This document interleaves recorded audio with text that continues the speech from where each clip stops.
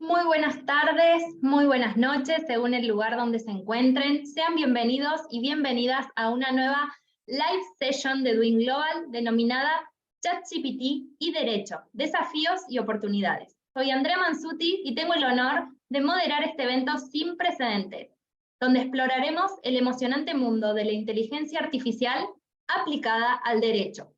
En esta oportunidad queremos abrir un espacio de debate acerca del uso de ChatGPT y otras plataformas de inteligencia artificial en las prácticas jurídicas actuales. Lo haremos junto a dos expertos, Federico Bueno de Mata, desde España, y Juan Gustavo Corbalán, desde Argentina, quienes profundizarán en el análisis crítico sobre el avance de la inteligencia artificial.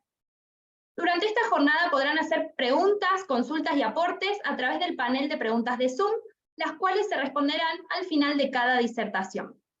A su vez, cualquier inconveniente técnico o duda que tengan, estarán presentes los moderadores de Doing Global para asistirlos en lo que necesiten.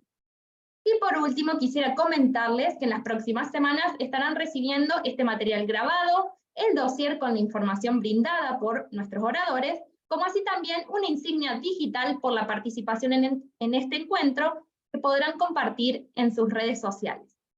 Antes de comenzar, le voy a dar la palabra al director académico de Doing Global, Fernando Ortiz.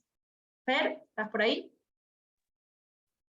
Buenas tardes a todos y a todas. Gracias, Andrea. Gracias, Juan. Gracias, Federico, por estar presente en este evento tan importante y tan actual. La verdad que nosotros nos encontramos en un momento disruptivo en términos de los cambios sociales, el impacto de la tecnología, los avances en ese sentido. Y hay personas que vienen trabajando hace muchos años, como Federico, como Juan, y gente de sus equipos profesionales, que realmente han hecho una labor extraordinaria, y es un privilegio para nosotros contar con ellos para poder acercar aquellas investigaciones, experiencias, implementaciones, advertencias, visiones que tienen y perspectiva del tema, para enriquecer la práctica profesional en el ámbito jurídico, el ámbito de los tribunales, los abogados, los estudios jurídicos, los bufetes. Realmente creo que estamos en un momento de cambio. No es para asustar, pero sí es para tomar acción. Va a haber una transformación en las prácticas jurídicas y nosotros lo estamos viendo, lo estamos visualizando, y este espacio es para acercar información académica, precisa, de excelencia, a diferencia de muchas cosas que hoy vemos que son comentarios, opiniones, y creo que generar estos espacios de intercambio enriquecen, aportan y dan una bienvenida a estos cambios, y no tomarlos como digamos, un fatalismo que pueda llegar a ser cambiar las prácticas que se están haciendo, sino mejorarlas sustancialmente. De mi parte, desde Doing Global, trabajamos tanto con la Fundación de la Universidad de Salamanca, con Juan Corbalán, director del Laboratorio de Inteligencia Artificial de la Universidad de Buenos Aires, y otras instituciones que colaboran con nosotros para acercar esto, que es un evento privilegiado en este momento, donde podemos acercar información precisa, contundente, investigaciones y perspectivas, sobre todo de estos ponentes que hoy nos acompañan, y quiero agradecer realmente su presencia. Así que dejo en manos tuyas, Andrea, de que des continuidad y lo importante de estar acompañados por ellos. Así que dejo en tus manos que sigas presentándolos a ellos para que ya inicie el evento. Muchísimas gracias, Fernando. Entonces, a continuación voy a presentar a nuestro primer orador. Me refiero al doctor Federico Bueno de Mata, profesor de Derecho Procesal de la Universidad de Salamanca, vicedecano de la Facultad de Derecho, doctor en Derecho, premio extraordinario, doctorado 2013, tesis sobre prueba electrónica con cum laude por unanimidad. Adelante, Federico, con tu disertación. Escuchamos. Muchísimas gracias, Andrea. En primer lugar, daros la bienvenida a todas las personas que nos estáis acompañando en este evento y compartir con todos ustedes que yo estoy también muy feliz de poder estar disertando al lado de uno de los genios de la inteligencia artificial a nivel mundial, como es Juan Gustavo Corbalán, y además haciéndolo en este evento en el que se conjugan dos instituciones universitarias de gran prestigio como es la Universidad de Buenos Aires junto con la Universidad de Salamanca en España. Yo les hablo concretamente desde esta ciudad universitaria y hacerlo de la mano de Doing Global, igualmente de la Fundación General de nuestra universidad. Como pueden ver, en este caso hablamos de desafíos y hablamos de oportunidades de ChatGPT, como bien os apuntaba Andrea en la presentación. Es muy importante saber dónde estamos, pero también hacia dónde queremos ir. Y en el punto de vista desde las oportunidades legales, en ocasiones no conseguimos esa resistencia al cambio tan fuerte como la que yo creo que nos está empujando de una manera irremediable una tecnología como es la de ChatGPT en cuanto a inteligencia artificial generativa. Hablamos en primer lugar de los desafíos, que es donde yo más me voy a centrar, sobre todo a nivel legal, porque entiendo que muchos de las personas que nos acompañáis sois operadores jurídicos. Debemos partir de que la propuesta de reglamento de la Unión Europea, que tuvo una primera versión en abril del año 2021, ha empezado ya a tomar una posición definitiva para su aprobación el próximo año. Todo parece que además se va a aprobar bajo la presidencia de la Unión Europea de España, un reglamento de inteligencia artificial que empieza ya a insertar lo que se denomina inteligencia artificial generativa. Una inteligencia artificial realmente nueva para la que en abril del 2021 ese reglamento pues no estaba preparada. Ha llegado mayo de 2023, ahora ya estamos en junio de 2023 y como digo, esa posición empieza a vislumbrar la inteligencia artificial no solo como una ayuda, sino como una posible amenaza para los operadores jurídicos. Esto no significa que sea algo malo, sino que el derecho se tiene que preparar y los operadores jurídicos también. Por eso es importantísimo su presencia en un evento de este tipo para saber, como digo, dónde estamos, pero sobre todo hacia dónde vamos. ¿Y cuál es la pregunta del millón? Pues concretamente eso último, ¿qué nos deparará el futuro y cómo de alguna forma el derecho se tiene que adaptar a esta nueva tecnología? Les decía que hablábamos de inteligencia artificial generativa y esto, vinculado a la gestión del dato en justicia, nos aboga a un debate concreto, que es qué tipo de inteligencia artificial vamos a permitir en la Administración de Justicia Pública de cualquier país iberoamericano. Tenemos dos grandes fases para aplicar inteligencia artificial, o bien una fase asistencial o bien una fase propia de decisión. Normalmente este debate se salda siempre situando la inteligencia artificial en el primero de los bloques. ¿Eso qué significa? Que hasta el día de hoy vemos la inteligencia artificial como un auxilio y no como una sustitución. Si esto lo planteamos en términos de operadores jurídicos, indicamos que, por ejemplo, los jueces son los únicos que pueden ejercitar esa función jurisdiccional.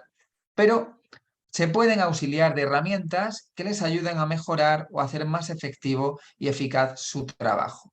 Repito, por lo tanto, estamos en esas dos fases, fase asistencial y fase de decisión. Si bien la inteligencia artificial generativa, concretamente los programas como ChatGPT, empiezan a difuminar estas dos esferas y empiezan ya a vislumbrar una posible sustitución porque con esa inteligencia artificial profunda, basado concretamente en un procesamiento del lenguaje natural, lo que vamos a hacer es imitar propiamente las capacidades del humano. Dicho de otra manera, va a empezar a hablar como si fuera un humano. Por lo tanto, podríamos llegar a plantear no solo un auxilio, sino una progresiva sustitución. Claro, ¿podemos sustituir a una persona? No, pero podemos sustituir fases. Y esto es lo que entronca el modelo de inteligencia artificial generativa con los programas automatizados de LegalTech, es decir, los programas que automatizan cuestiones vinculadas a justicia y que pueden hacer que seamos más eficaces a la hora de realizar nuestro trabajo. De eso concretamente les hablará Juan Corbalán, el que se centrará muchas veces en hacia dónde vamos, pero sobre todo cómo podemos aprovechar, cómo podemos exprimir este tipo de normativa. Si bien, si nos vamos a la base legal, es una gran incógnita cómo va a ir aterrizando progresivamente ChatGPT en los países iberoamericanos.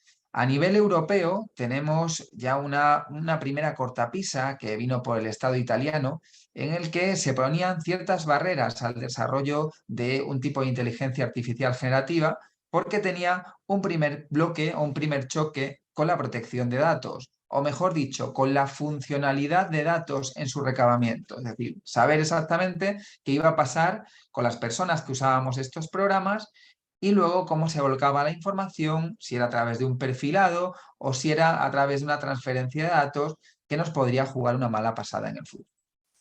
La Unión Europea está en ello. ¿Y por qué le digo que está en ello? Ese reglamento es aún una propuesta, tiene una posición definida, pero se va a concretar el año que viene. Y tendrá una vacatio legis, es decir, un periodo de adaptación de unos 18 meses. ¿Eso qué significa? Que nos queda 1 año y medio para tener una posición clara a nivel legal en esta materia.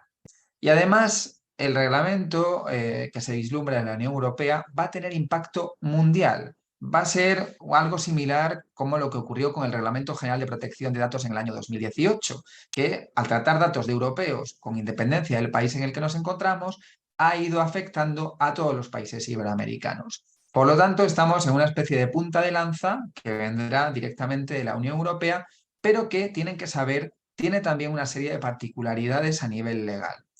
La particularidad más importante es que este reglamento de inteligencia artificial define 3 tipos de inteligencia. Las inteligencias artificiales de alto riesgo, las de riesgo medio y las de bajo riesgo. Cuando hablamos de aplicar tecnologías de inteligencia artificial generativa, como puede ser ChatGPT en la Administración de Justicia, la posición del reglamento es que estamos ante una tecnología de alto riesgo. Y esto no significa que esté prohibida por propia naturaleza, sino que se va a abrir una nueva opción de regulación que abre una apertura regulatoria a cualquier país de la Unión Europea, pero también fuera de ella. Esto puede ser a lo mejor algo que no hayan escuchado en sus países, porque lo normal a la hora de legislar a nivel europeo es que a través de un reglamento o a través de una directiva, los países, primero miembros de la Unión y después los externos, trasladen ese escenario de derecho a sus normativas internas. Hay una gran diferencia cuando la Unión Europea regula por directiva, después hay una transposición interna, pero cuando regula por reglamento simplemente hay una aplicación directa, es decir, no hace falta transposición. El enjuague o el desafío legal más importante de esta inteligencia, como indicaba, es que estamos hablando de una inteligencia artificial generativa de alto riesgo. Por lo tanto, ¿cómo se va a regular? Con una nueva modalidad.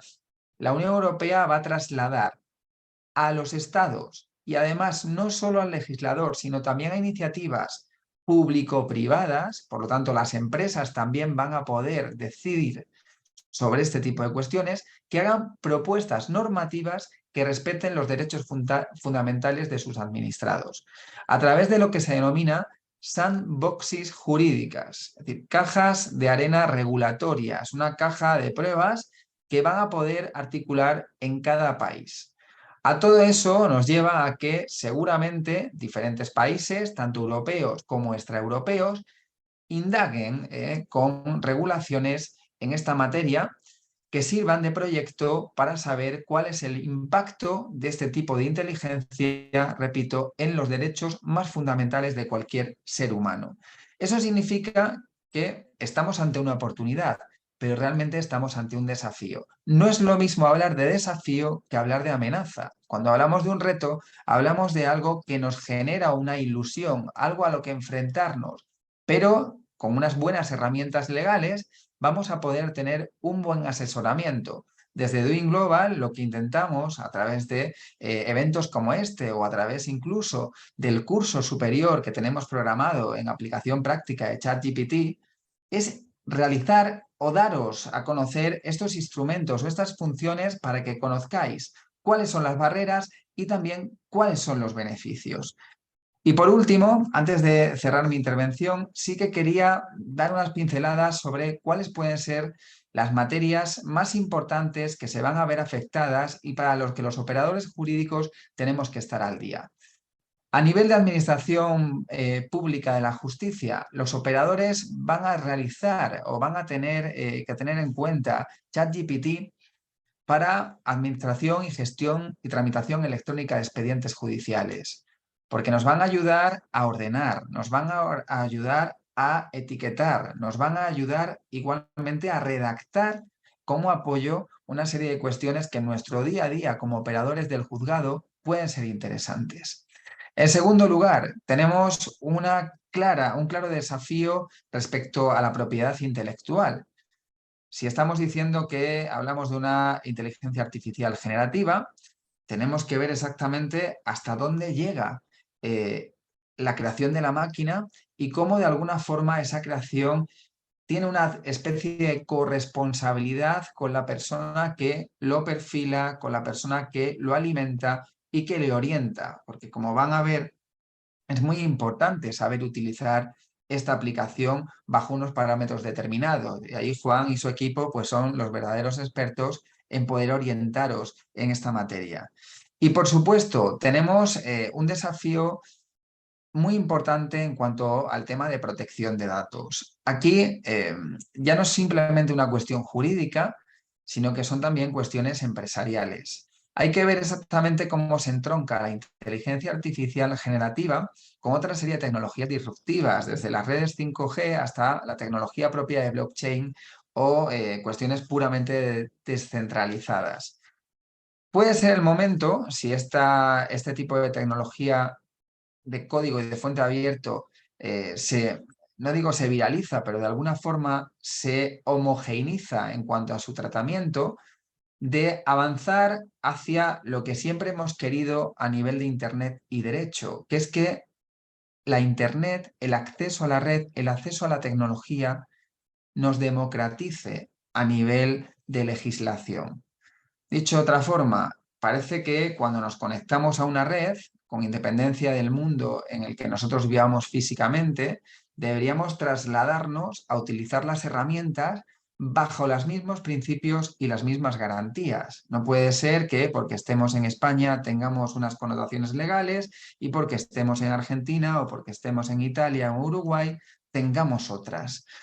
Puede ser el gran momento para afianzar esos principios democráticos de la tecnología en abierto, de código abierto, para hermanarnos, para buscar puntos de conexión y llegar a una legislación mucho más homogénea para todos los países. Es el punto de crear una especie de neoderecho o derecho nuevo y que no sea simplemente la tecnología la que riegue todas las ramas. Ese es el gran debate, ¿no? Estamos hablando de o bien derechos que se afectan por la tecnología o bien una nueva tecnología que protagoniza un nuevo derecho, un nuevo resurgir. Como decía Fernando Ortiz en su presentación, estamos ante un nuevo momento, estamos ante un auténtico desafío, pero sí les quiero decir una cosa, porque seguramente se lo están preguntando. Tenemos que poner en valor también un principio que está por encima de todos, que es el principio de Human in Common. Es el principio, concretamente, además, en salvaguarda y aportado por la Unión Europea, que significa que el humano tiene que controlar a la máquina. Evidentemente, las decisiones automatizadas o algorítmicas necesitan un control y, al fin y al cabo, el derecho procesal, como puede ser mi rama de especialidad, o otros derechos transversales, no tienen que ir hacia la novedad, tienen que ir hacia la teoría general del derecho aplicable a los nuevos desafíos tecnológicos. De ahí que sea muy importante hablar de aplicación práctica, pero también de que ustedes como profesionales tengan una formación jurídica de base fuerte para saber dónde están los límites y las garantías para aplicar, por ejemplo, ChatGPT en una investigación, aplicar ChatGPT en una validación de una prueba o la presentación o la aportación de la misma en sede judicial y que sea siempre valorando con fiel respeto a las garantías y a los principios procesales. Sin más, me despido con una frase. Ojalá podamos controlar a la máquina y nunca dejemos que nuestra actividad procesal a nivel humanista, lo que realizamos en un juzgado, quede reducido a un mero algoritmo. En sus manos está. Muchas gracias. Muchísimas gracias, Federico. La verdad que muy clara tu exposición, esto de no solamente incorporar herramientas, sino que el debate es mucho más profundo. Voy a pasar al espacio de preguntas. Comienzo con la siguiente. Me gustaría saber si existe algún documento que hable de este sandboxing jurídico o de propuesta que existe respecto a esto. Sí, tenemos justamente en el reglamento, en la propuesta de reglamento de inteligencia artificial, hay un artículo, es decir, si pueden, mientras está disertando Juan, yo les voy buscando herramientas y se la puede ir pasando a Andrea o directamente al chat, en la que sí que se articula esa propuesta, pero también les puedo compartir que España es uno de los primeros países que ha promulgado un proyecto de Real Decreto de Sandbox jurídico que está en consulta pública y que se puede ya visualizar. Así que ahora mismo, en cuanto tengamos un tiempo, se lo compartiré para que todas las personas asistentes al evento lo puedan tener. Bien, excelente. Vamos a la siguiente entonces. También en referencia a un documento dice dónde se puede conseguir la propuesta de reglamento que hace referencia el doctor, así que ahí también aguardamos y lo compartimos con los participantes. Y tenemos una más. Respecto del derecho procesal, ¿cómo sería una aplicación ideal de una inteligencia artificial como es el ChatGPT? Pues desde el punto de vista del derecho procesal tendríamos que primero tener claro esas dos fases, la fase asistencial y la fase de decisión. ¿Eso qué significa? Que realmente la inteligencia artificial en fase asistencial se aplica a dos trámites concretos, que son la gestión y la tramitación.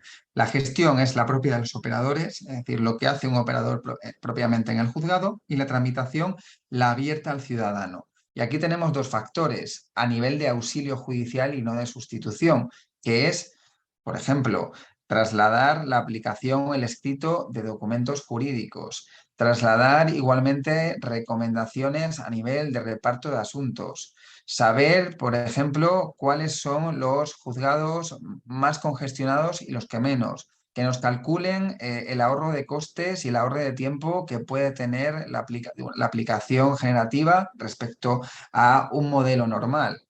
Llegar a preguntar cómo la contraparte puede realizar una estrategia de litigación o bajo qué parámetros, utilizando ese lenguaje natural procesado. Incluso yo me atrevería a decir que podría ser útil para diseñar teorías del caso, saber exactamente cómo defendernos, darnos ideas a la hora, tanto desde el punto de vista de la parte activa del proceso como de la parte pasiva. Por lo tanto, es un auxilio, va a ser un agente que nos va a ir dando información auxiliar, que nos va a hacer también el trabajo seguramente mucho más sencillo, que en ocasiones automatizará tareas de trámite, pero que siempre va a tener que ser controlado por ese principio que indicaba. Nosotros no vamos a poder articular de por sí, sin un filtro, lo que diga la máquina, porque para eso nosotros tendremos la última palabra. Es decir, no habrá un automatismo, sí que habrá un control. Excelente, Federico. Muchísimas gracias. Ahora, seguramente, mientras avanzamos en el evento, vamos compartiendo el material que nos solicitaron. Igualmente, como les dije al comienzo, va a haber material post-evento, así que estén atentos a los correos, el dossier, que seguramente vamos a profundizar un poquito más en esto que estuvimos conversando. Muchísimas gracias, Federico, por tu aporte. Una última cuestión antes de, por supuesto, dar las gracias. Veo también alguna intervención que dice ChatGPT no era de alto riesgo. No es de por sí de alto riesgo, salvo que se aplique a administración de justicia pública. Cuidado, hay que diferenciar. Una cosa es la aplicación, que la aplicación puede ser de bajo riesgo en función a que es un automatismo, y otra cosa es la inserción de un tipo de inteligencia artificial generativa a la hora de administrar públicamente un sistema de justicia. Eso es lo que le marca el alto riesgo, no propiamente la tecnología, ¿vale? Es una pequeña acotación que quería decir porque creo que es importante para que se entienda, ¿no?, el desarrollo de ese sandbox, y por supuesto quiero agradecer una vez más públicamente la oportunidad de compartir con Juan, pero a todo el equipo de Doing Global, Andrea, Sara, Agustina, Fernando, por su disposición y por su buen trato como siempre. Gracias. Muchísimas gracias, Federico. Este es el comienzo de una larga conversación. Tenemos muchos más espacios para trabajar, así que nuevamente te agradecemos. Y ahora sí, damos la palabra al doctor Juan Gustavo Corbalán, cofundador y director del Laboratorio de Innovación e Inteligencia Artificial de la Universidad de Buenos Aires, doctor en Derecho y máster en Inteligencia Artificial, co-creador de Prometea y de Pretoria, director del Tratado de IA y Derecho, profesor visitante en la Universidad de La Sorbona, París. Bienvenido, Juan, te damos la palabra. Muchas gracias, Andrea. Gracias, Fernando, a Doin y Fede. Mil gracias por tus palabras. Es un honor estar con vos y contigo, podríamos decirlo así más. Con vos es muy de Latinoamérica y de Argentina. Y la verdad que un placer también que la Fundación y la Universidad de Salamanca, en todo lo que estás liderando ahí en materia de derecho procesal e inteligencia artificial, súper importante para Iberoamérica. Bueno, a mis compatriotas latinos y latinas, hola, ¿cómo están? Me imagino de muchos países, Chile, Brasil, Uruguay, Paraguay, Colombia, Perú, Ecuador, las Guyanas, me imagino, México. Seguramente se me olvida algún país, así que me lo ponen ahí en el chat. Y también saludar a mis compatriotas argentinos y de varias provincias que estuve viendo allá. Costa Rica, me olvidé de nombrar, que ahí veo ahí a Juan Velázquez Vera. ¿Cómo estás, Juan? ¿Bien? Ahí que te vi opinando. Hay varias preguntas que después, si quieren, yo también podría meterme acá, son muy variadas, pero primero quiero complementar un poco a Fede para tratar de también empezar a contarles un poco, mínimamente, por qué ChatGPT y la IA generativa están teniendo tanto impacto mundial. ¿Sí? Voy a hacer una presentación breve. Me avisan si se ve, ¿no? ¿Se ve? ¿Sí? Buenísimo. Entonces, ahí nosotros hicimos un libro con un equipo multidisciplinario para probar a ChatGPT. Piensen que ChatGPT es una evolución de un modelo. Primero nació GPT-1, después GPT-2, después GPT-3. Después vino ChatGPT 3.5 y en marzo, 14 de marzo para ser más preciso de este año, salió la versión Plus, lo que se conoce como GPT-4.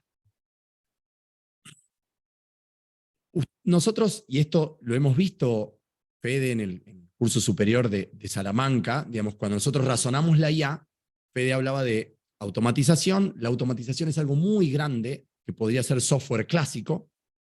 Después vienen los sistemas de inteligencia artificial.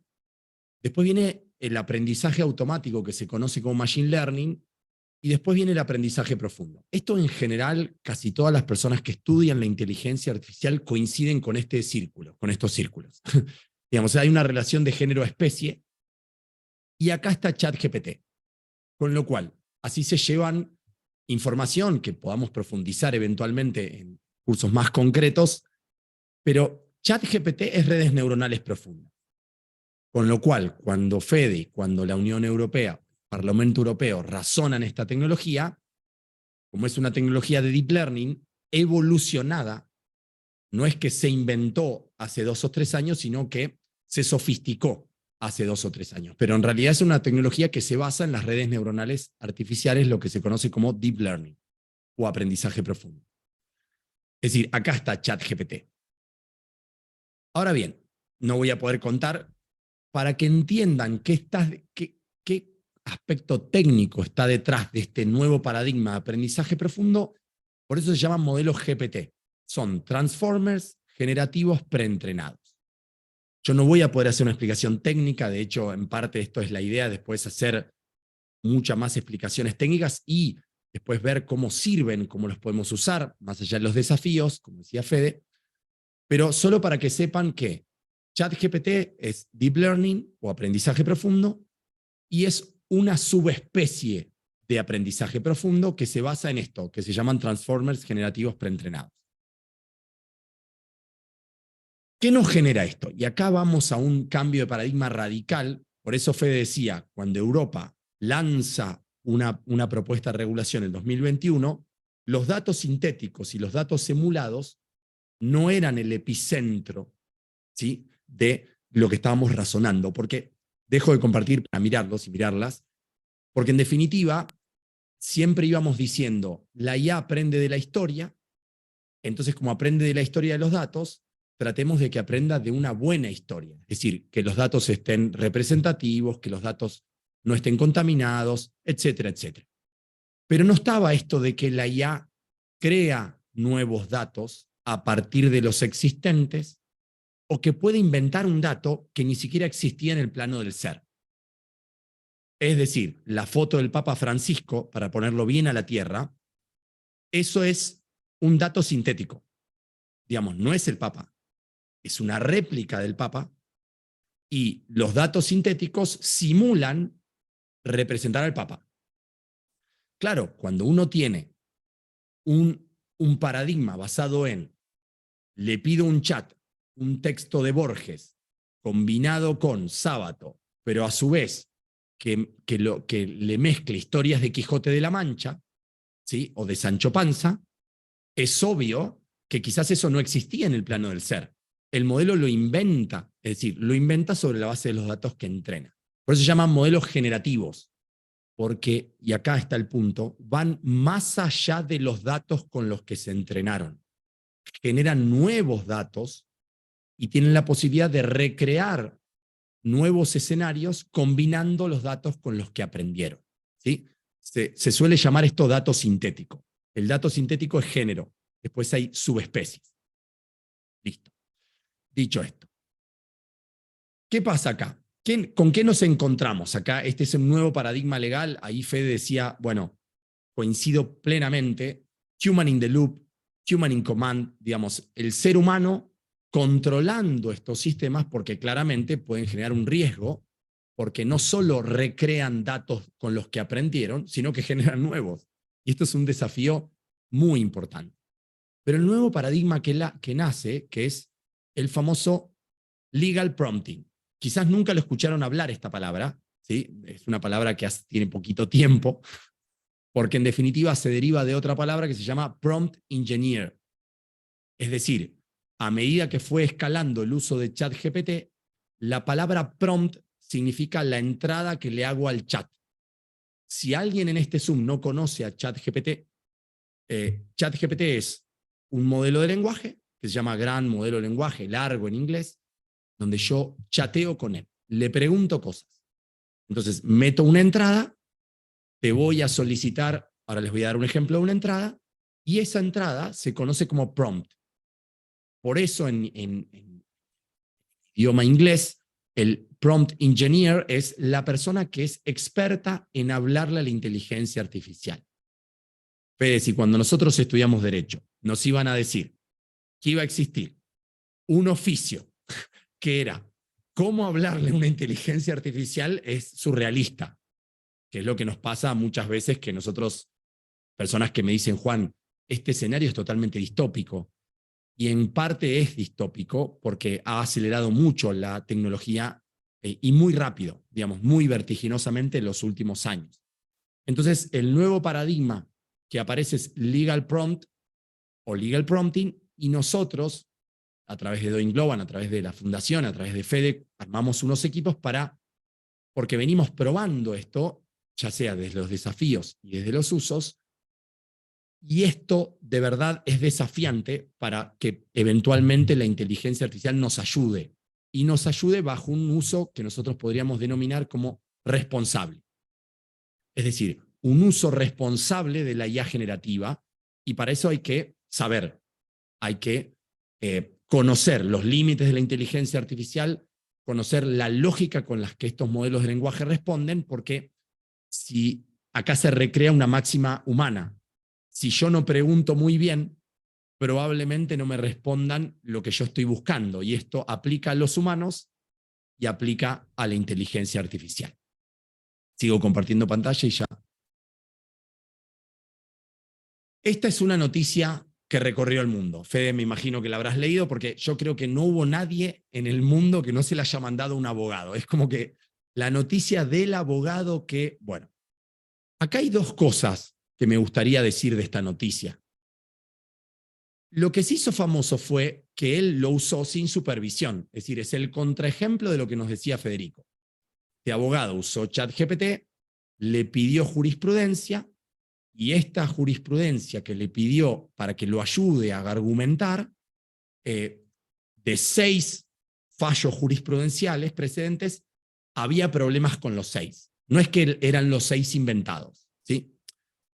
Pero lo que no se dice, no solo de este caso, de otros casos, es que en muchos casos ChatGPT o GPT-4 sí te va a traer buena jurisprudencia. Quizás no la uses, quizás no sea la estrictamente relevante, pero quizás va a ser una jurisprudencia o que te haga pensar, por un lado, o que sea útil para el caso que querés argumentar. Digo porque si no parece como que ChatGPT no sirve para esa tarea, y en realidad el foco debe estar en cuál es la responsabilidad del abogado frente al uso de ChatGPT, y no que no lo use a ChatGPT. Sigo. Nosotros sacamos una foto, ¿sí? Le hicimos muchas pruebas. El modelo 3.5, es decir, el ChatGPT, digamos, gratuito, tiene solamente, lo que no es menor, 22% de preguntas incorrectas, incoherentes, incorrectas. Uno me dirá, Juan, pero 22%, depende cómo lo mire, puede ser mucho o poco, pero fíjense las plausibles y eventualmente las incompletas. ¿Esto qué significa? Que en muchos casos me va a ayudar. Fíjense, si quieren, lo estoy simplificando, en un 57-55% quizás me dé cosas muy buenas que yo puedo utilizar. Pero en otros casos yo necesito control humano, ya no solo por imperativo normativo. Esto es una cuestión fáctica, porque el modelo falla. Entonces, más allá de que me lo diga una norma que necesita control humano, o que sea una cuestión ética, nosotros le hicimos, no saben la cantidad de pruebas que le seguimos haciendo, le hicimos 600 pruebas, pero ahora estamos llegando a 1000 en diferentes usos. Ahí yo dividiría en dos esto. Como decía Fede, una cosa es ChatGPT en la justicia, frente a un operador judicial. Y otra cosa es ChatGPT en los estudios legales. Nosotros estamos probando en los dos escenarios. En el estudio legal baja el riesgo del que hablaba Federico, porque en definitiva el abogado va a asumir el riesgo de lo que escriba, como le dijo la Corte de Nueva York. La Corte de Nueva York no le dijo, no use ChatGPT. Le dijo, usted hágase cargo de lo que haga ChatGPT y no me pida disculpas porque lo hizo ChatGPT, que esa sería la argumentación del abogado. Entonces acá, en los estudios jurídicos se va a poder usar muchísimo. Lo que pasa que se van a tener que reflexionar muy bien la responsabilidad de los profesionales que usen ChatGPT, y ahí hay una discusión normativa y ética que es si van a declarar que usan ChatGPT cuando presenten sus escritos judiciales. En la justicia, desde ya, ChatGPT acarrea muchos riesgos más por una cuestión básica de que además es una caja súper negra, ni siquiera negra. Hay un material de la NASA que es más negro que el negro, se llama negro superponderado. Bueno, ChatGPT es un negro superponderado, es una caja negra más negra que las clásicas. ¿Qué pasó con GPT-4? GPT-4 mejoró mucho algunos aspectos de, fíjense, acá está la tasa de mejora. Lo verde es lo que mejoró en porcentajes, ¿sí? Acá. Mejoró un 15% en promedio, ¿sí? en las pruebas de género, y más de un 10% en varios aspectos. Es decir, si ustedes se llevan conclusiones respecto de esto, al menos conclusiones provisorias, hipotéticas. ChatGPT 3.5 ¿es igual que GPT-4? Nuestra respuesta en función de pruebas que les hicimos la respuesta es no. GPT-4 es un modelo que performa mejor en ciertos ámbitos. ¿Por qué performa mejor? No lo sabemos, porque OpenAI no publica, digamos, el contenido técnico para que nosotros podamos saberlo. Y eso es muy importante. Después,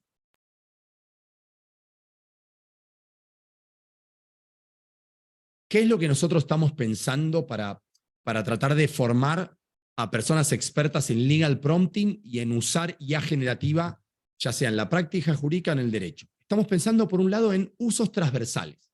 Es decir, usos que se pueden dar en la justicia, en estudios jurídicos o para un operador jurídico en un ministerio, y usos específicos. Esto, por supuesto, es algo prima facie, desde ya que es prima facie. Veamos qué significarían usos transversales. Nosotros mapeamos acá, por supuesto que esto lo vamos a ver mucho más en profundidad, 13, que en definitiva muchos son unas subderivaciones de otros. Búsqueda de información, un role-playing y una lluvia de ideas, es decir, le pido a ChatGPT que me ayude a pensar un problema jurídico. Le pido que me ayude a interpretar, valorar o ponderar algunas reglas o principios jurídicos, que me haga una síntesis de documentos, que me genere borradores o modelos, que haga distinciones conceptuales y que combine argumentos jurídicos, que realice analogías y metáforas para la argumentación, que combine información con otras disciplinas, que amplifique argumentos jurídicos que ya existen, que haga un análisis de métricas o que haga etiquetas de documentos, ¿sí? Que compare resoluciones judiciales o que compare contratos entre sí. De hecho, nosotros lo hemos probado y performa bastante bien en la comparación de algunos documentos, y también que pueda comparar resoluciones judiciales, ¿sí? Estos serían usos transversales. Y después vendrían los usos específicos. Yo les doy un ejemplo de un uso transversal, y esto es un poco lo que nosotros queremos enseñar de lo que estamos aprendiendo de interactuar mucho con esta herramienta. Nosotros le pedimos que por favor nos diga qué significa el principio de reserva, ¿sí? El principio de reserva es muy conocido a nivel internacional, iberoamericano. Lo que pasa es que el principio de reserva funciona diferente en el ámbito penal que en el derecho tributario y que en el derecho privado. Como nosotros no le aclaramos bajo qué lógica o en qué ámbito queríamos aplicar el principio de reserva, la respuesta que nos dio fue sesgada hacia el ámbito penal. Entonces, ahí alguien podría decirnos, de las 700 personas que estamos acá atrás del Zoom, me dice, Juan, pero pará, yo no soy penalista. A mí no me interesaba saber el principio de reserva en materia penal. ChatGPT falló. Ahí lo que nosotros tenemos que aprender no es que ChatGPT falló. Podría fallar, pero lo que tenemos que hacer es mejorar el input, el prompt. Porque para que no me dé una respuesta genérica sobre el principio de reserva, lo que debiéramos hacer es darle muchísimo contexto y tratar de decirles a dónde queremos aplicar y con qué fin queremos aplicar el principio de reserva. Y obviamente en el ámbito de qué país. Esto lo vamos a aprender y se puede trabajar porque son formas de contextualizar un prompt, son formas de hacer que estos modelos de lenguaje que imitan conocimiento, enfatizo, como dijo Fede, imitan conocimiento, vaya a buscar cosas que me puedan servir de ese conocimiento que en teoría se entrenó el modelo. Con esto me falta un poquito y termino.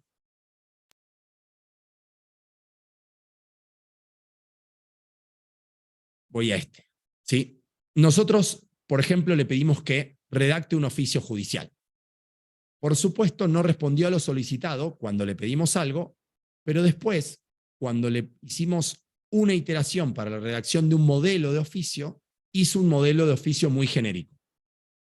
Entonces, alguien que es operador de la justicia, yo he sido juez, así que esto lo he vivido personalmente, es obvio que si yo ya tengo preparado un modelo de oficio judicial y el modelo de oficio judicial es específico, no me va a servir el modelo de oficio judicial de ChatGPT que es genérico. Yo tendría que tratar de ver cómo complemento lo que me pueda generar ChatGPT con la lógica de mi oficio judicial. Esto va a ser un desafío en cada uno de los rubros para hacer que ChatGPT pueda generar documentos legales. ¿Que es útil? La respuesta es sí, pero hay muchos peros, ¿sí?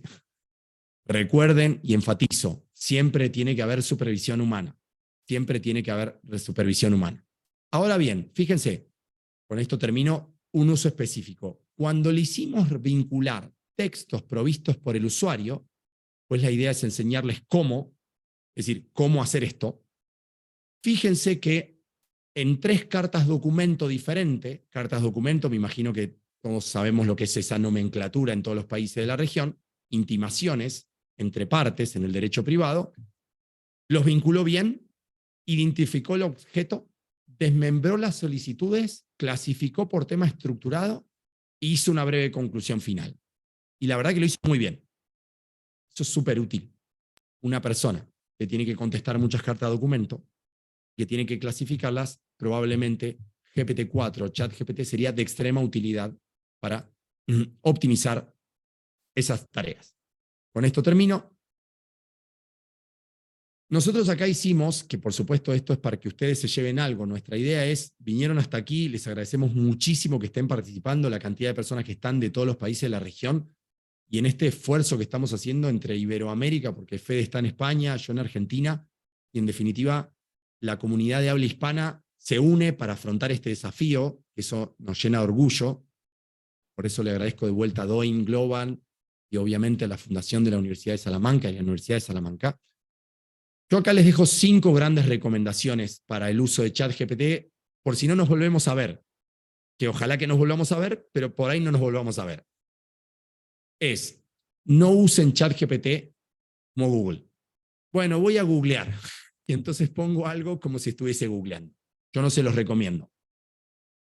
Los modelos de lenguaje no responden bajo una lógica Google, por lo menos para tratar de sacarle lo mejor. Siempre control humano por default en la iteración de prompts.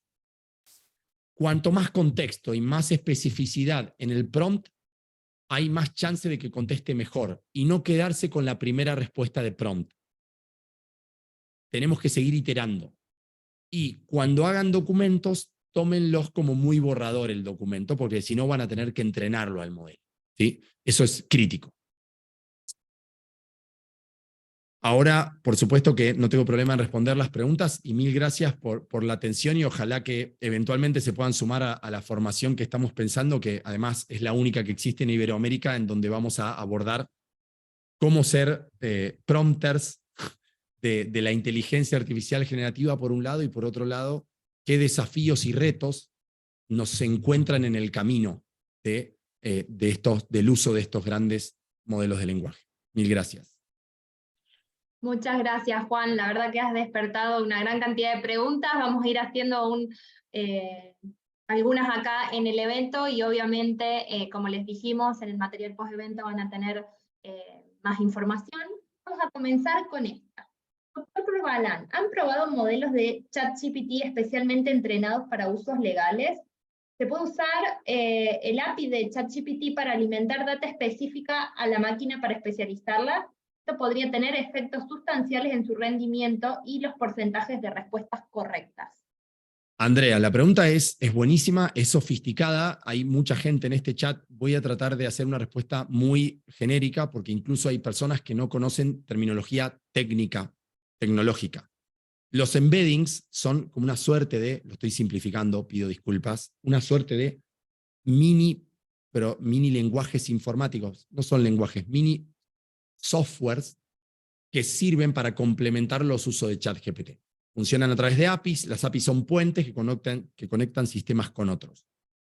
Nosotros estamos probando varios usos de embeddings para tratar de dejar un diálogo abierto, es decir, lo que se llama, en los modelos de lenguaje hay algo que se llama ventana de atención. Cuando uno hace un prompt y está en un diálogo, uno puede dejar ese diálogo abierto y le va metiendo información a través de uno de estos embeddings, y ahí uno lo puede usar para entrenar ciertos documentos específicos. Nosotros eso lo vamos a practicar. Lo que pasa es que según nuestras pruebas, tiene un rendimiento dispar. No necesariamente ChatGPT funciona como base de datos. Uno tendría que armar aparte, y para eso hay que tener conocimientos básicos de manejo de bases de datos y de manejo de programación, básicos, que por supuesto no vamos a aprender, simplemente que estoy contestando esa pregunta, pero desde ya que eso sirve para mejorar cierto aprendizaje de ChatGPT. Recuerden, ChatGPT en teoría no almacena no funciona como una base de datos con el historial que le vamos cargando, en teoría, según lo que dice la empresa. Lo que almacena es etiqueta nuestras conversaciones y va guardando esas etiquetas por un plazo. Según afirma la empresa, son 30 días. Pero uno podría descargar esas conversaciones, pero claro, pero no quedan en la base de datos como si fuese una base de datos de entrenamiento. No es que uno entrena a ChatGPT como si fuese una base de datos de entrenamiento con un lenguaje natural basado en redes neuronales. Eso, Andrea. Bien, excelente. Vamos con la siguiente. Si ChatGPT es una caja negra, ¿los contenidos son de fiar? Es decir, ¿qué garantías tenemos de que exista una jurisprudencia concreta o no? La respuesta es ninguna garantía. Digamos, ChatGPT no tiene garantías, funciona opuesto al derecho del consumidor. Sin garantías, de hecho, la garantía de la que parte OpenAI es la opuesta. No garantiza que la información sea exacta, correcta y fiable. De hecho, la idea de aprender es uno de las limitaciones, lo que conlleva un desafío, lo que puede conllevar un riesgo y un daño, es que alucina o fantasea. En la literatura internacional se habla de alucinaciones, en algo más local o doméstico sería algo así como, en argentino sería manda fruta, haciendo una consideración muy particular, y si no sería simula que ese dato existe y genera uno parecido a otro que pueda existir. Porque por default lo que hace ChatGPT es tratar de conformar al usuario. Esto es algo que se está discutiendo en el Deep Learning, si es que no hay que poner una regla de ajuste en donde no traiga algo que en teoría, lo que pasa es que como es un modelo, está preparado para generar contenido creativo, ahí es donde hay una paradoja. No se está resolviendo, con lo cual, Andrea, por eso es que hay que tener control humano sobre lo que hace ChatGPT, a la persona que nos consultó esto. Bien, excelente. Vamos a la siguiente entonces. ¿Se puede entrenar a ChatGPT alimentándolo con una normativa de un país para tener resultados de esa información? No, la palabra entrenar a ChatGPT yo creo que hay que cambiarla. ChatGPT es un modelo preentrenado por una empresa y la empresa es la que tiene, digamos, la lógica del entrenamiento del modelo. Puede abrir ventanas de entrenamiento, ya lo está haciendo, puede abrir una suerte de, para ciertas empresas, pero lo está haciendo bajo una lógica muy controlada. Pero no es que yo entreno a ChatGPT con mis normas. Yo te digo a esta persona lo que nosotros probamos. Nosotros probamos, por ejemplo, le introducíamos normas de un país, por ejemplo Argentina, y tratábamos de que las tenga en cuenta. Y no las tiene en cuenta en un momento, pues se olvida. Se olvida es desde ya, ¿no? Entre comillas, no es un humano. Sino que no retiene esa información porque, insisto, ChatGPT no es una base de datos que uno puede entrenar. Bien, excelente. Ya que nos diste pie al caso argentino, hay dos preguntas respecto a Argentina. En Argentina, ¿hay hoy un tipo de restricción para los profesionales con su uso? Y junto con ello, ¿crees que irá hacia una legislación restrictiva o de reglamentar su uso responsable? Bueno, hoy en día, que yo conozca en Latinoamérica, no hay ninguna restricción. Creo yo que no hay ninguna restricción. Lo que están discutiendo, como nos dice Ángel, ¿sí? Que OpenAI pide regulación, los países están empezando a discutir bajo el faro de Europa en algunos casos, porque también Estados Unidos tiene algunas cosas. China acaba está trabajando un proyecto de regulación respecto a esta IA generativa. Hoy en día no hay en concreto una prohibición. Si me preguntan a mí, podría haber una prohibición implícita a partir de interpretar el principio de competencia. En el sector público, es decir, en el sector público, si alguien quiere sustituir una decisión humana por el uso de ChatGPT, lo que uno podría oponerle es que se viola el principio de competencia. Y eso no requiere mucho esfuerzo argumental. Ahora, en el sector privado, en mi opinión, ChatGPT se puede usar sin ningún inconveniente y a priori sin ninguna limitación, salvo la responsabilidad que acarree el mal uso o el uso indebido de ChatGPT. Bien, excelente. Vamos entonces ahora a varias preguntas que tienen que ver con la propiedad intelectual. En el caso comentado de la redacción de obras literarias, ¿qué implicaciones tiene ChatGPT en cuanto a la propiedad intelectual y derechos de autor? Bueno, Andrea, ¿quién es la persona que hizo la pregunta? No tengo acá nombres, porque me pasan la Ok. pregunta. Bueno, les reitero el saludo a todos. De Guayaquil, ahí nos dijeron, hola, ¿cómo andan? De Guayaquil, sí. Montevideo, me olvidé mostrar Uruguay, nuestros, ¿cómo andan de Uruguay? Ahí, Juan, después te contesto de la justicia de Paraguay porque estuve reunido con la Corte de Paraguay. Así que si querés te contesto eso. Mira, ay Dios, ¿qué decir? Vamos a ponerlo lo voy a simplificar porque eso ameritaría que hagan el curso superior de Derecho, porque ahí tiene que ver con temas de propiedad intelectual. Voy a hacer dos ejes básicos para esta respuesta. Primero, no sabemos bien con qué datos se entrenó ChatGPT y no sabemos hasta qué punto sus datos de entrenamiento violan la propiedad intelectual y los derechos de autor. Eso es un punto. Es decir, ChatGPT me da cosas, me trae cosas. Esto pasa con DALL-E 2 y esto pasa con Midjourney, que son IA generativas de imágenes. De hecho, hay un caso en Estados Unidos que la justicia de Estados Unidos decidió que las imágenes que eran similares a lo que había hecho un autor también estaban amparadas por los derechos de autor, que es un fallo que después yo se los busco y se los paso. Con lo cual, tenemos dos problemas. Lo que genera ChatGPT, no sabemos hasta qué punto tiene restricciones o está amparado por derechos de autor y de propiedad intelectual. Es un problema estructural. Y por otra parte, los prompts que una persona le introducen también estarían amparados por una propiedad intelectual. Esto es una paradoja, porque como ChatGPT frente a ciertos prompts puede generar una respuesta y frente a otros prompts puede generar otra, lo que se está empezando a considerar es que también hay derechos de autor de la persona que hace prompts. Esto es increíble. Les juro que es distópico todo esto que parece. Es distópico. Yo sé que muchas personas que les gusta el derecho clásico dicen, ¿de qué habla esta gente? Confíen en que por esto está haciendo una revolución. Tenemos que aprender a usarlo, aunque sea distópico.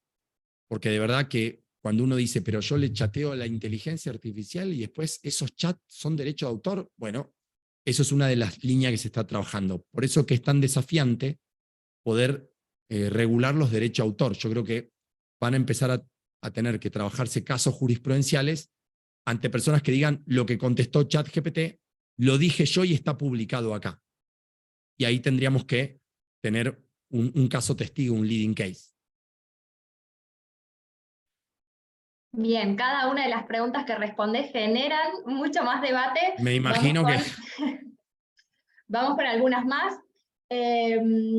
¿Son posibles los contratos entre máquinas con inteligencia artificial? Leí sobre la regulación de una tercera categoría de personas sujeto de derecho que se sumaría a las personas humanas y jurídicas, persona digital o algo similar. ¿Esto es cierto? Creo que estamos yendo por todos los temas de la inteligencia artificial.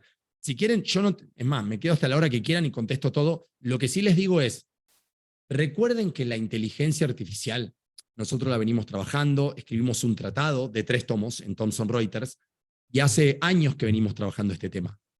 La inteligencia artificial hoy tiene muchos temas de discusión.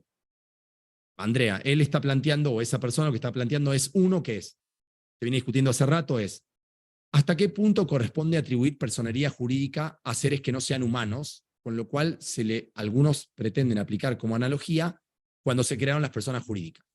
Entonces, ¿qué se dice?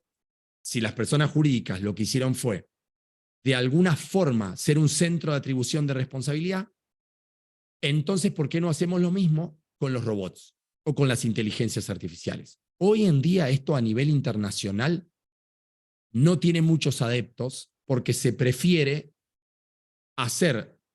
generar la responsabilidad o otras obligaciones que emergen, ponerlas en cabeza de personas físicas o de empresas. Lo que sí ahí se discute es si son solidariamente responsables o mancomunadamente responsables los programadores, los que etiquetaron los datos de la IA, etc. No puedo seguir profundizando porque imagínate que esto es un temazo que va a otro lugar. Definitivamente, le damos un poquito de cada respuesta. Una pincelada. Después, Para que se queden con ganas de más.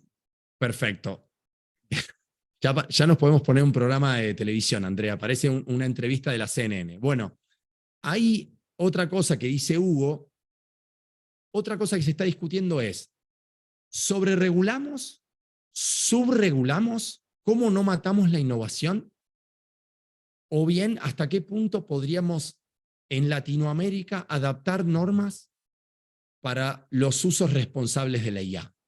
No hay un eje, Hugo, o muchas personas que preguntan esto, porque esto es una gran pregunta. Creo que Europa, como dijo Federico, va a ser una luz que probablemente siga en muchos países del mundo, y en Latinoamérica tendremos que discutir según nuestra identidad cultural.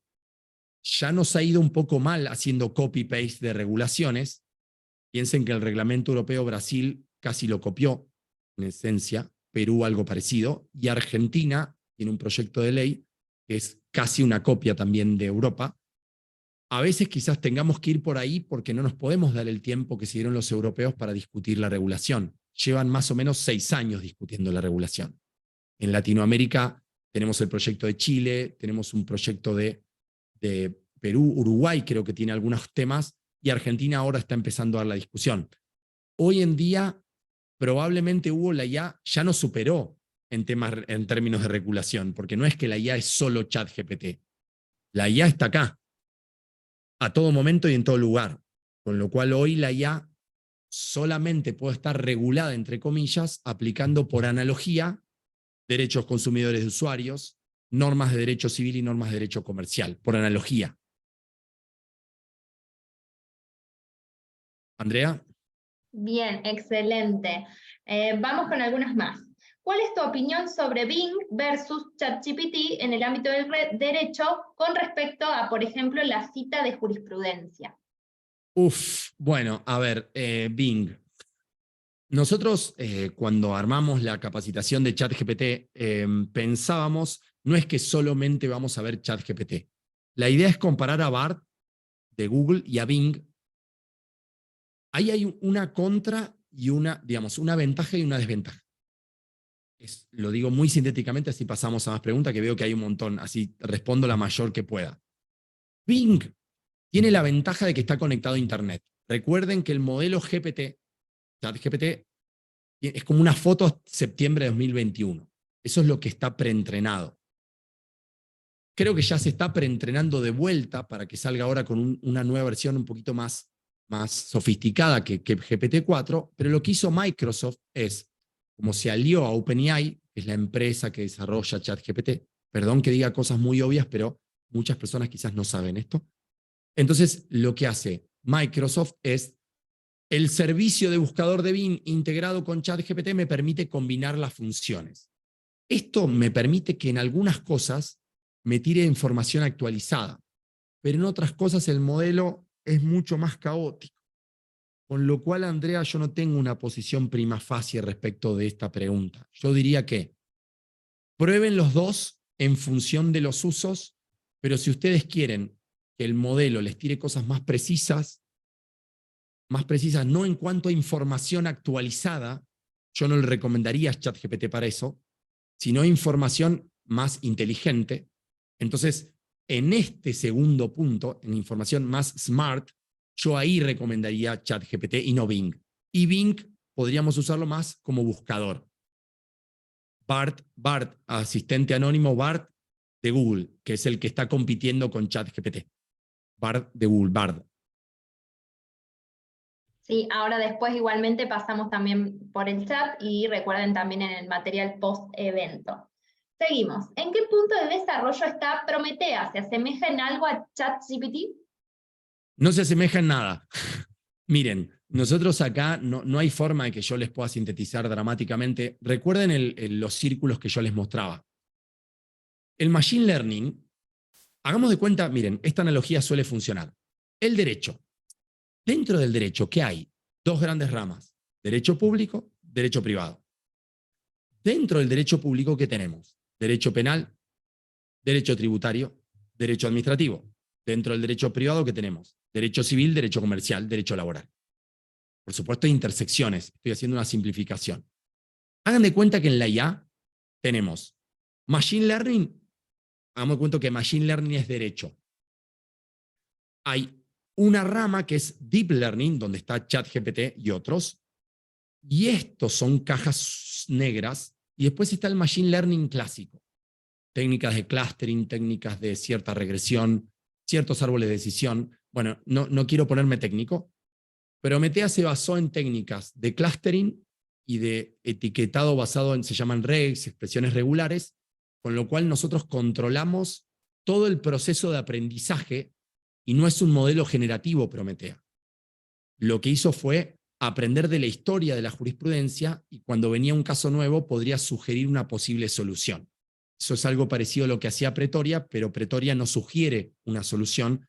Pretoria en Colombia, que es lo que codesarrollamos en la Corte Constitucional, lo que hacía era, nos daba una suerte de clasificación de personas más vulnerables, pero no se usaban ni redes neuronales ni modelos generativos. Así que ni Prometea, ni Pretoria, ni muchos otros sistemas de IA que no son deep learning, ¿sí?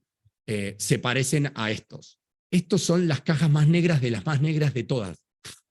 No hay más negro que esto. Bien, vamos con una bien concreta. ¿Será posible a futuro que este chat pueda tramitar un procedimiento judicial? No, en mi opinión, tal como está hoy, la respuesta es en principio no. Podría tomar partes de ciertas tareas, como lo vamos a ver cuando uno quiere entrenar estos modelos, pero hoy que se haga cargo de un procedimiento judicial en un país de la región, no hay chances. Por varias razones, no es por una sola razón. La principal es que es una super caja negra. La segunda principal es que alucina e inventa.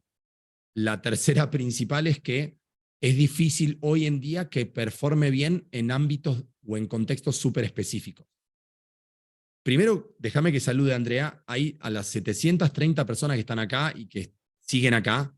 Mil gracias por estar. No saben, les agradecemos que estén acá. Valoramos su tiempo.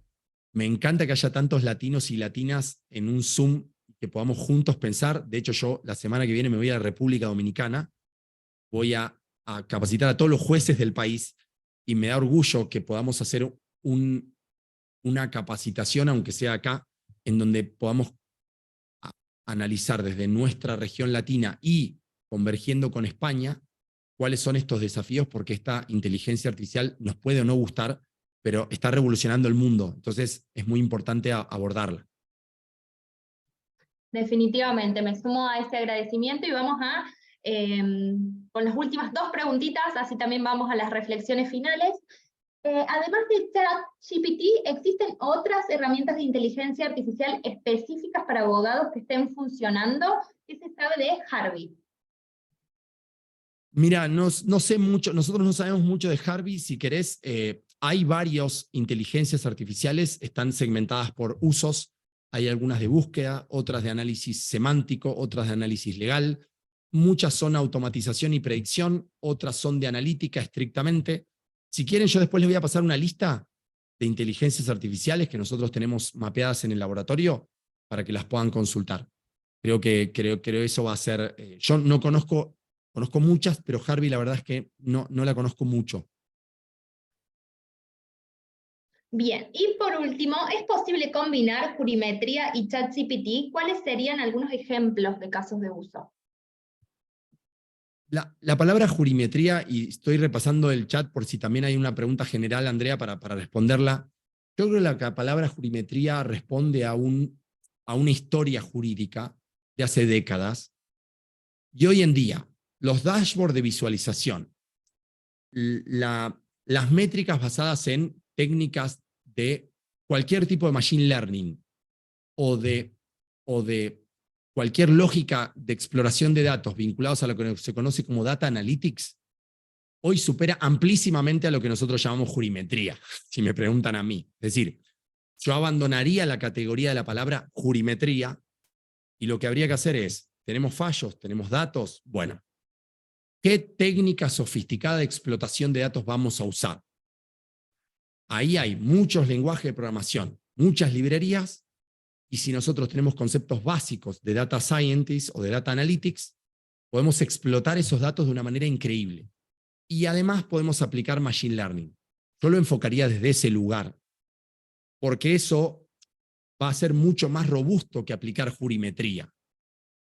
Jurimetría ya está incluido en todo lo que acabo de decir. Lo que pasa es que está incluido bajo una noción muy antigua de lo que avanzó en los últimos 20 o 30 años, la explotación de datos, porque la jurimetría lo que hace en esencia es explotar datos jurídicos.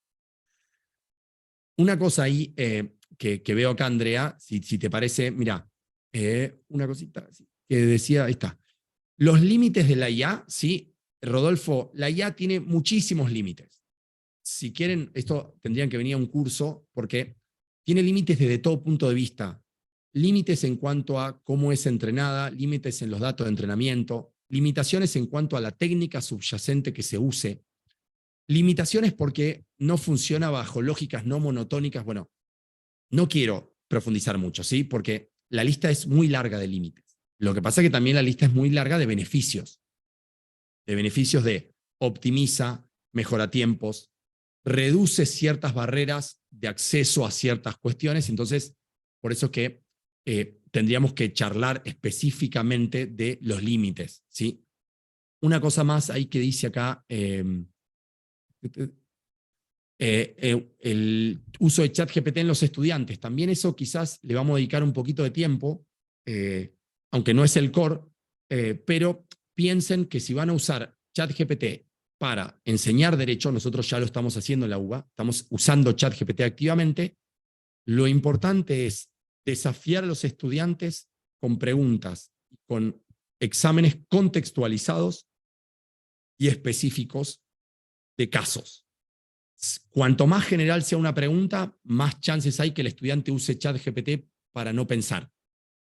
Con lo cual, nuestro desafío como profesores es hacerlos pensar más que nunca. Ese ya era el desafío con Wikipedia, con Google. Bueno, ChatGPT lo que nos dice es, bueno, ahora el desafío, levanto la vara. Si no, va a entrar, si le pregunto cuáles son las características de un acto administrativo o cómo se denomina, cuáles son los elementos de un acto jurídico, y es obvio que ChatGPT probablemente responda cuáles son los elementos de un acto jurídico. No, yo no pondría esa pregunta para un examen y los dejaría usar ChatGPT. Una cosa más que estoy viendo acá es, para que estoy repasando. Gustavo, es la IA condescendiente con los usuarios. Eso se llama regla de ajuste. Una regla de ajuste es, permítanme ser no técnico. Los programadores de OpenAI lo que le dicen al chat es, mira, vos vas a responder políticamente correcto. Vieron que por eso les dice, 1000 disculpas, te pido disculpas, no entendí. O, perdón, la próxima no pasará. Bueno, todo eso no es que ChatGPT es condescendiente. Quienes entrenan a ChatGPT lo ajustan para que sea políticamente correcto. Eso es uno de los éxitos de ChatGPT. Por eso a la gente le gusta ChatGPT. Porque vieron que uno está charlando con el chat y te va diciendo, te pido disculpas, perdón. Bueno, todo eso es una regla de ajuste. Por temas legales, para dentro de los contratos. Mira, en relación a esto que me decías, André, y con esto terminamos, en contratos entre máquinas con IA, hoy yo, ni siquiera en Japón, creo que conozco algo así. En Latinoamérica no conozco una regulación que contemple contratos entre IA. Si me preguntan contratos que se perfeccionan en el mundo digital con algoritmos de automatización, ya existen un montón, pero hay humanos que provocan la automatización. Una cosa como palabra final, aprovechando que está Fernando y volviéndole a agradecer a todos los que están ahí atrás que se quedaron. Miren, el otro día fui a un evento y mi mamá, cuando yo era chiquito, en Argentina, miren, voy a traer esto, miren.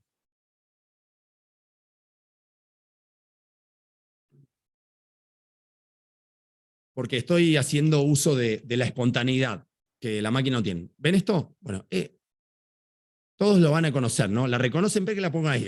Ahí está. Esta es una Olivetti, ¿sí? Bueno. Yo cuando era chico, muy chico, mi mamá escribía con esto. Cuando a mi mamá le cuento de ChatGPT, Blade Runner, Black Mirror y todas las series distópicas quedan cortas entre la Olivetti que usamos hasta en los 90 y ahora en 2003 que una inteligencia artificial me pueda hacer un contrato, revisarlo, contestarme sobre las fórmulas subatómicas y hacerme un cuento de Borges.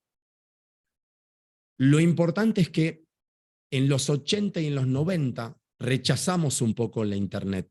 Yo conozco mucha gente que rechazó Internet. En los 2000 rechazamos subirnos a Internet y a las plataformas. Douyin no, Douyin fue pionera, como otras. Lo que yo les pido encarecidamente como latino, que he trabajado mucho en organizaciones públicas y que la ciudadanía nos demanda celeridad es, por favor, no rechacemos esta tecnología y no digamos, bueno, no sé, pasará, porque tenemos que adaptarnos rápido a esta tecnología, porque no solo llegó para quedarse, está cambiando todas las disciplinas humanas, todas.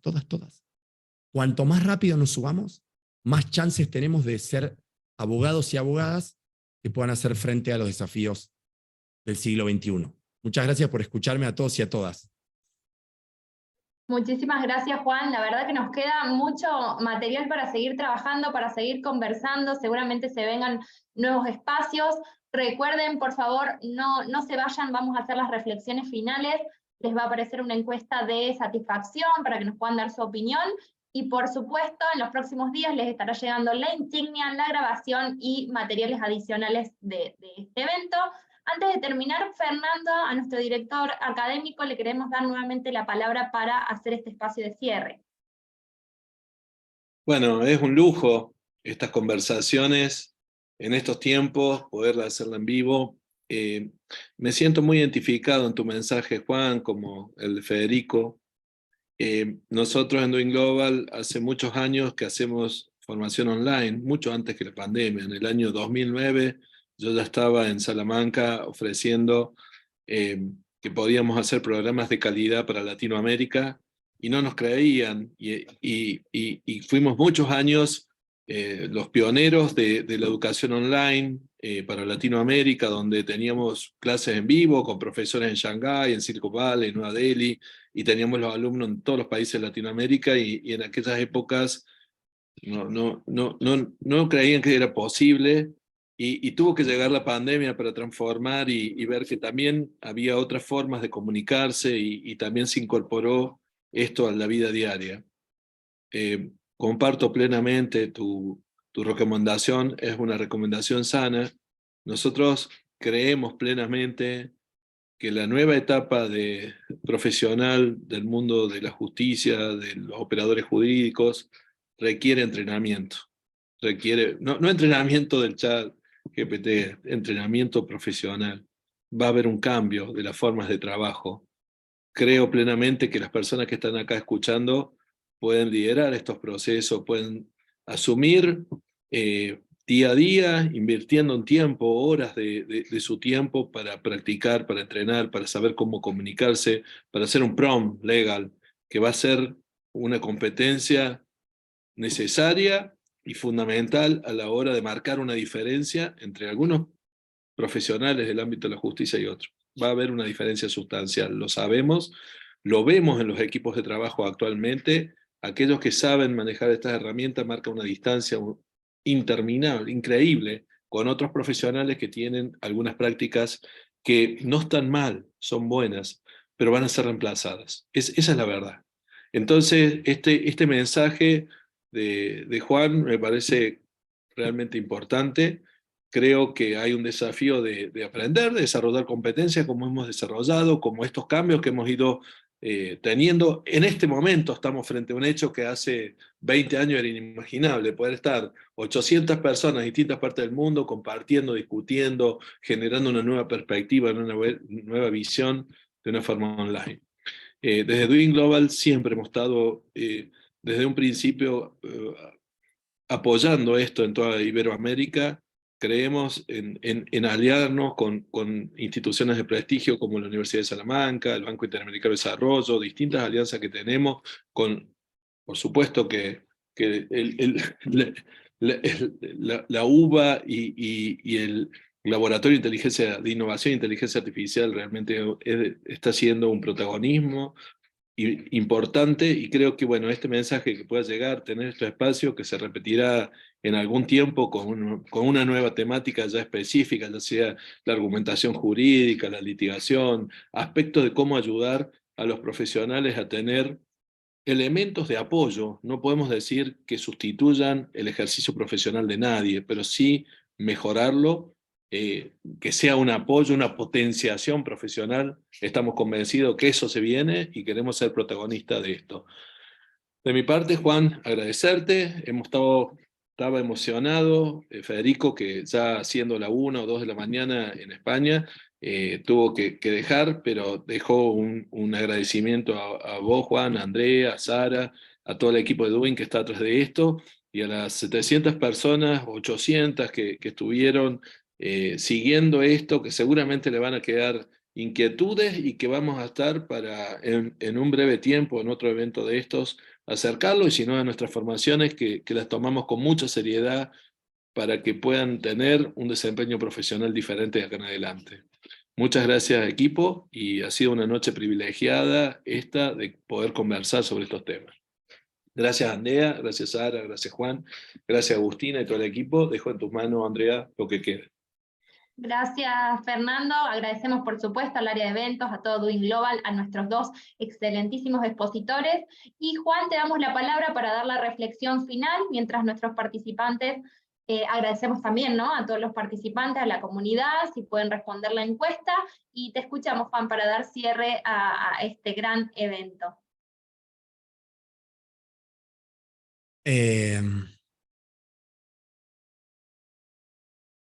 Miren, cuando uno estudió Derecho, la típica es que uno quiere un mundo más justo. Muchas personas que estudiamos Derecho decimos, bueno, además de las películas que podamos mirar en la televisión y los juicios, me gustaría estar en ese juicio, o yo que quiero defender a alguien, pero hay una vocación por la justicia, por la defensa de los derechos, etc. Yo creo que desde chicos, cuando estudiamos nuestra carrera, no nos dijeron, mirá, la tecnología es súper importante. Veíamos la notificación electrónica, el expediente electrónico, el expediente digital, la firma electrónica, y decíamos, bueno, esa es la tecnología en el derecho. Y en los últimos 10 años llegó esta tecnología y nos dice, por favor les pido, la tecnología no es solamente lo que nosotros creíamos que era la firma electrónica y todo eso. Entonces, si nos empoderamos, tenemos mucho para aportar, porque los tecnólogos no tienen una visión humanista del mundo. Por eso están pidiendo a gritos regulación. Están en todos lados diciendo regúlennos. El tema es que si nosotros no sabemos qué vamos a regular, porque no conocemos la tecnología como la inteligencia artificial, entonces, ¿cuál es nuestro valor agregado? Entonces tenemos una oportunidad histórica. ¿Por qué histórica? Porque casi en forma inédita en el mundo, los que hacen tecnología nos están llamando, nos dicen, vengan. Lo que tenemos que hacer, además de intentar regular la tecnología o usarla, es aprenderla. Porque si no, ¿qué valor agregado le podemos dar a quienes nos están llamando mundialmente? Por eso les pido encarecidamente, en Latinoamérica dejamos pasar las anteriores revoluciones industriales. No dejemos pasar esta. Gracias a todos y a todas.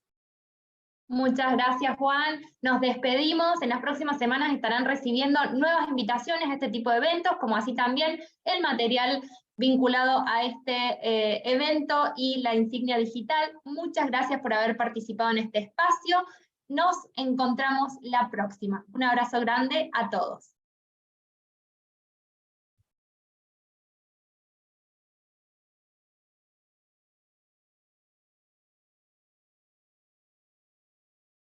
Gracias, Sara.